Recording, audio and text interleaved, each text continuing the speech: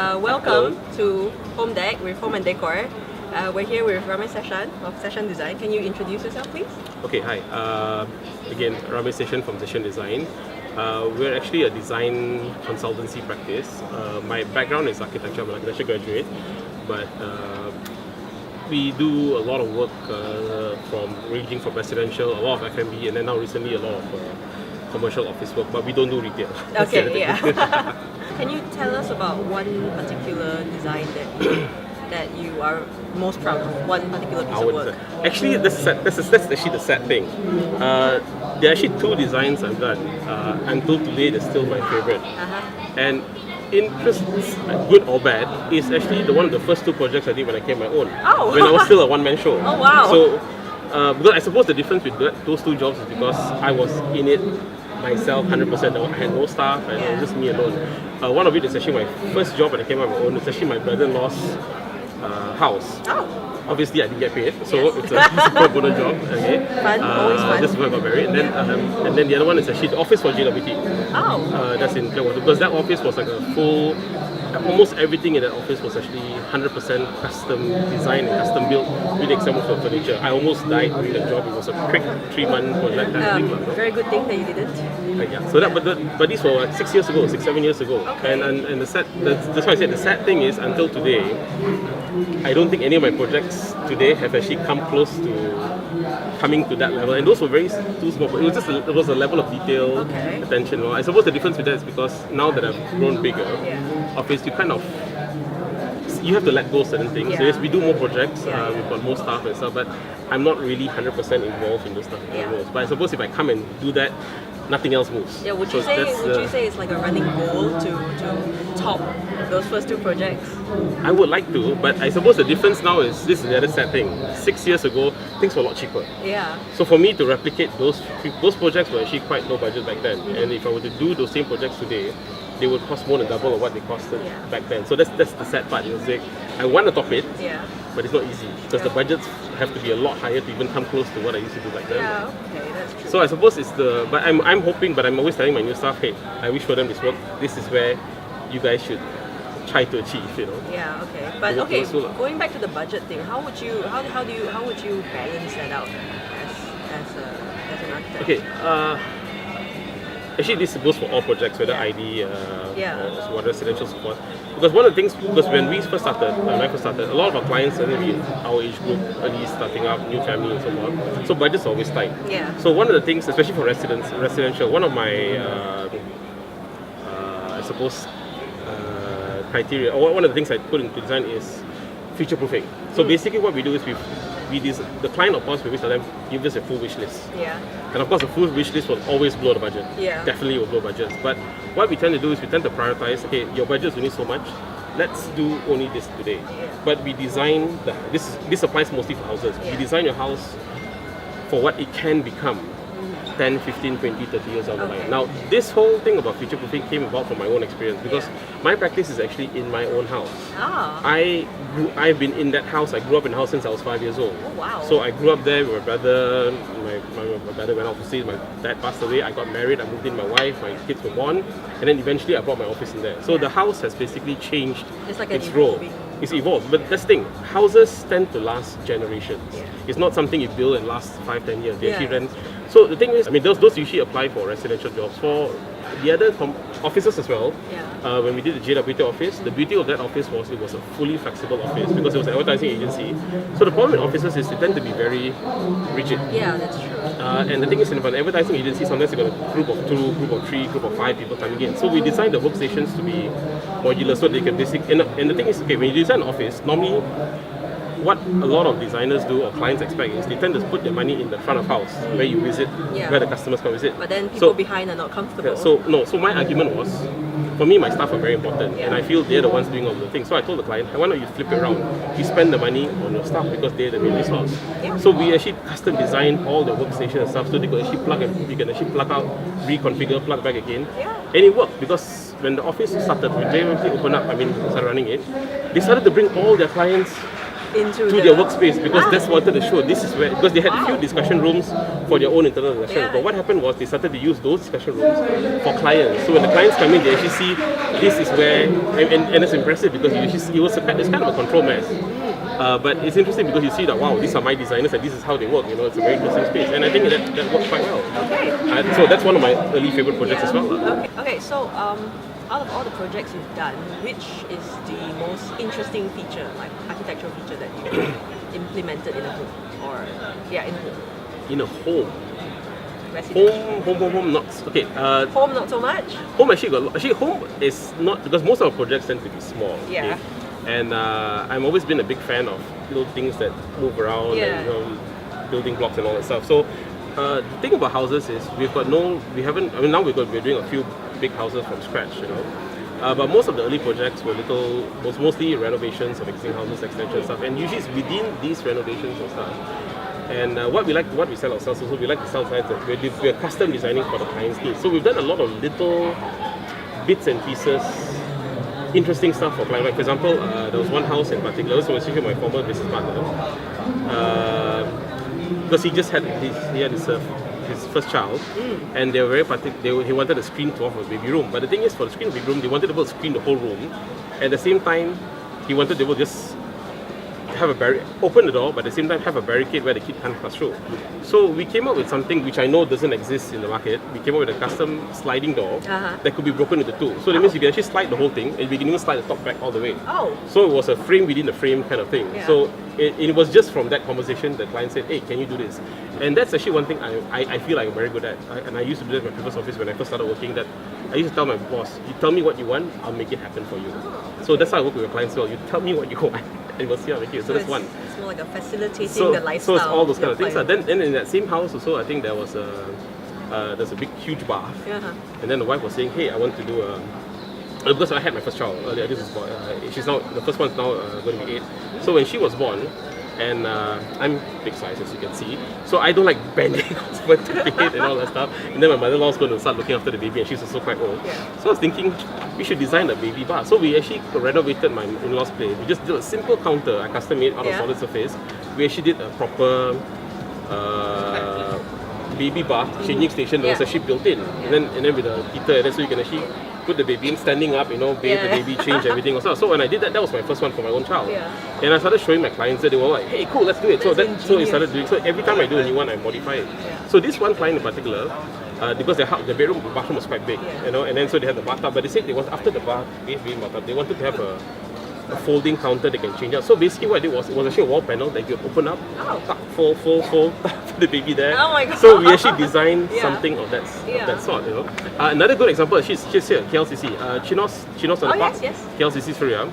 I don't know what you noticed when you enter, there's actually got this front kind of a counter with a table with a big wheel on it. Okay. The idea was, I don't think they have it now, but back in those days, a few years ago, they used to have morning brunch buffet like nasi lemak, all that stuff. So the idea was, during that brunch thing, the table could actually come out, so slide out. So sliding out is a simple thing, but the problem is you get 2 tier.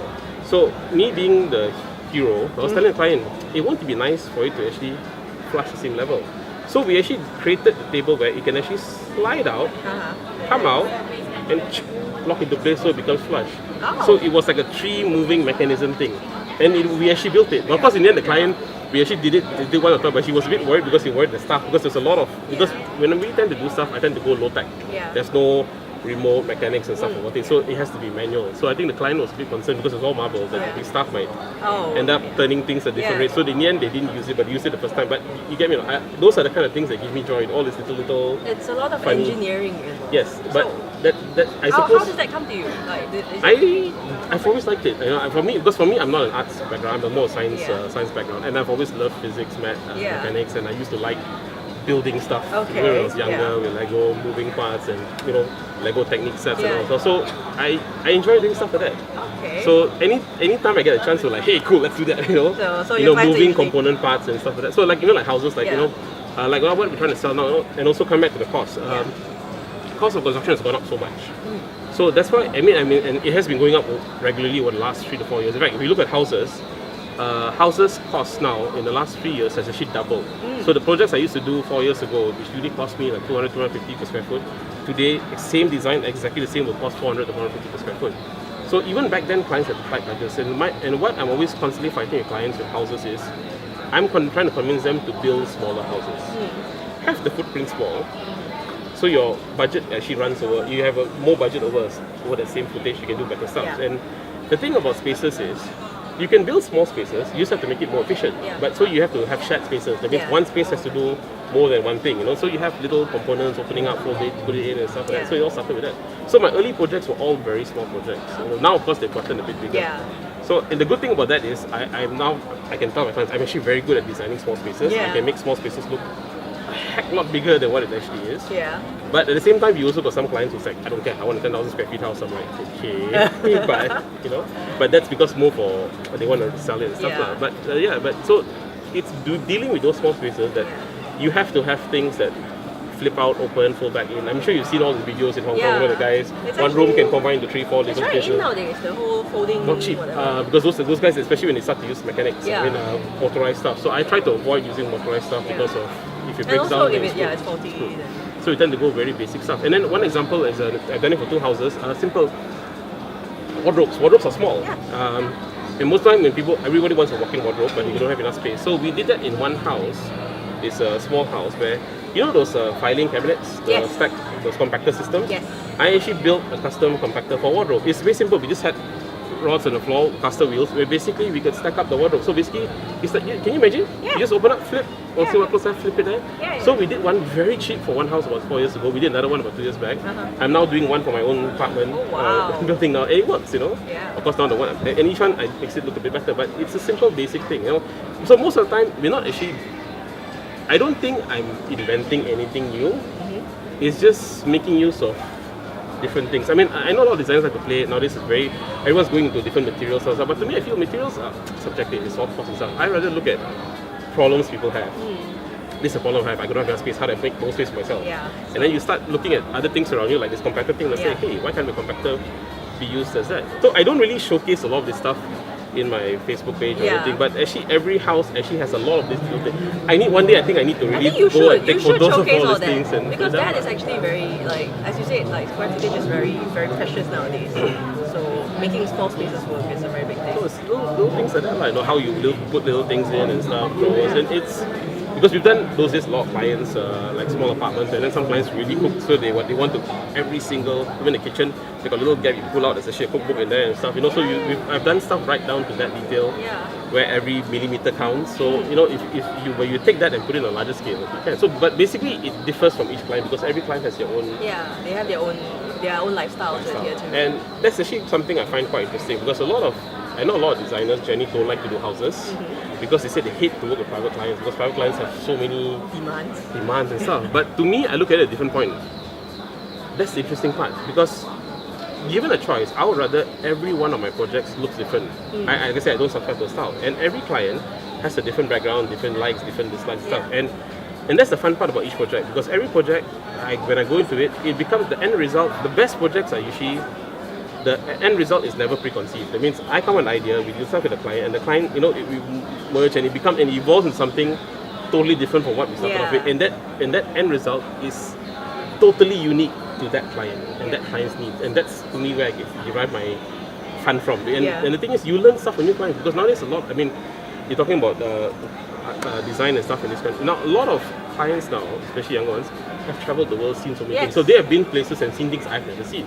I've also seen things they've never seen. And then when you bring these two together, you might come out with something totally different, And that's interesting. And a lot of my former earlier clients have all became close friends on my Facebook. We go for party tickets together and stuff. And it grows on. And then sometimes even now to today, I built their house 4 or 5 years ago.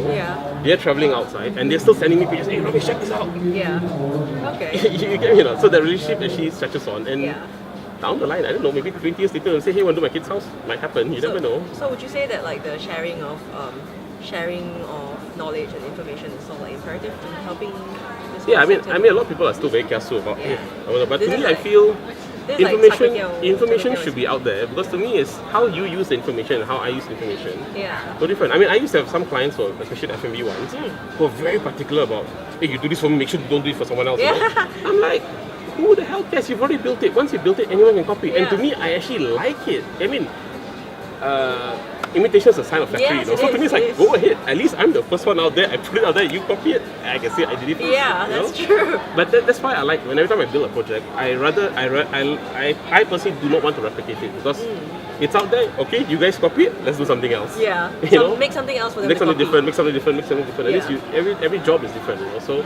So like recently, there was one phase where I'm sure you know now, everyone's going into this raw industrial phase kind of thing. I think we're about to phase out of that already. Sick of it. I can't stand it. We're about to phase out. I can do it. Yeah. So, but recently, quite a number of projects have been like that. So everyone thinks, like, hey, I like your raw industrial stuff. Like, I got a lot of applicants coming to me for applying for jobs and saying, no, I actually don't like that stuff. We did it because it was cost reasons, budget reasons, or it was a novelty from the client. Surprisingly, a lot of clients whose initial houses were the tropical houses, the tropical resort, Bali stuff, all of them want to move into industrial. I had about 4 clients like that. I'm like, why? When you came from Balinese, you want to go into this retro stuff. So, but of course now on the other extreme, you've still got that coming. I'm trying to downplay that a bit. The other extreme, with those with a bit more money, they're going into more the classic stuff now. Now that's coming to that's coming to vogue now. You know, people want character and all that kind of stuff. So, like I said, end of the day, to me, it doesn't matter what you want. To me, is if you got something different, let's try to push it, like, you know. So, in every project, to me, is an experiment. We get to try out new materials and stuff. That's why the houses are where I try to put in the ideas of changing people's lifestyle. The F&B jobs, that makes money, but also it enables me to test out new materials, new ideas, because at any one time, like in my office, we run about 30-25 projects at any one time. We've got so many projects on site. So the opportunity is that sometimes we deal with the client and he'll say, hey, I want to test this out, I don't know whether it'll work or not. Now I'm telling him, no problem. I've got this job on site, I think we can try that, we try that. Then in 2 weeks later, it's built. They say, come, let's have a look at it. Doesn't work, we'll do it, you know. Then we put somewhere else, you know. Or we've got spaces where those days I had a few projects on site and just say a client built something and then he realized, oh crap, I don't like it. I'll tell him, no problem, I can actually use this in another job. Let's just use it. Okay. Because it's the kind of versatility we have because we got so many projects running at one time. And you can mix and match and stuff. So I mean, it's not advised. I don't do it all the time, but when the time happens, when sometimes genuine mistakes happen, I say, don't worry, we can see how to figure it out. Okay, cool. So thanks for taking the time to speak to us. Upload those pictures on Facebook. Okay. Yes, you're interesting. I hope it's legible. Yeah, it probably is legible, but yes. So thank you very much. Okay, sure. Okay.